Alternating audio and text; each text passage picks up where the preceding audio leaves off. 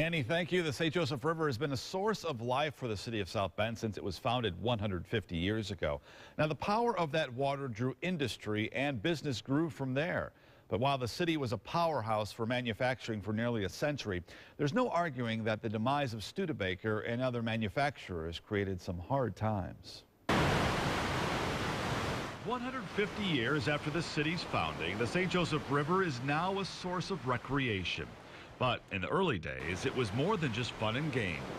Those races were specifically dug not for kayaking, but for specifically to draw businesses or have people that were already in town interested in starting a business that would utilize that power. And come they did. Companies along the river were literally inches apart. As technology improved and companies needed to expand, they headed to the open areas west of downtown.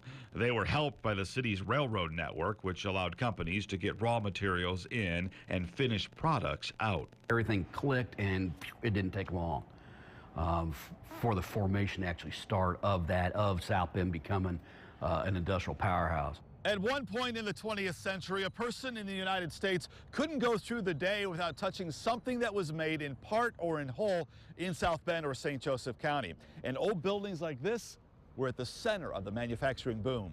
But these old buildings are part of the story of South Bend's decline, too.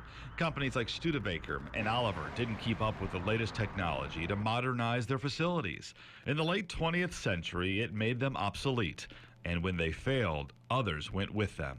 We had a lot of mom and pop providers and producers that popped up that provided things for, let's say, Studebaker. Well, once Studebaker went out, they had no more market left. So you started having a domino effect. Now, decades after the manufacturing heyday, the city is betting on a new kind of industry to bring jobs back to the city. So where's the economy going for South Bend? It's building on that manufacturing base with advanced manufacturing, but then also capitalizing on some new assets, such as the fact that we are some of the highest concentration of dark fiber in the U.S. South Bend's Director of Community Investment says that fiber connection makes the city a major point of entry to the internet, creating a great environment for businesses that deal with big data.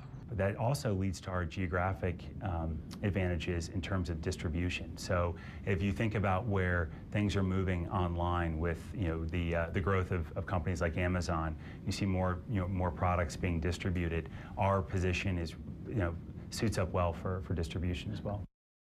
Now, Ford says businesses coming from Notre Dame's Innovation Park incubator are already paying off. A turbo machinery lab and ignition park will test jet engines here, and data companies have located there as well. Ford hopes that kind of development sets the stage for the city becoming a center for advanced manufacturing moving forward. Tomorrow night at 6, we'll look at the impact entertainment and culture has on attracting those businesses. And our partners at the South Bend Tribune will have a special In the Bend magazine in Thursday's paper.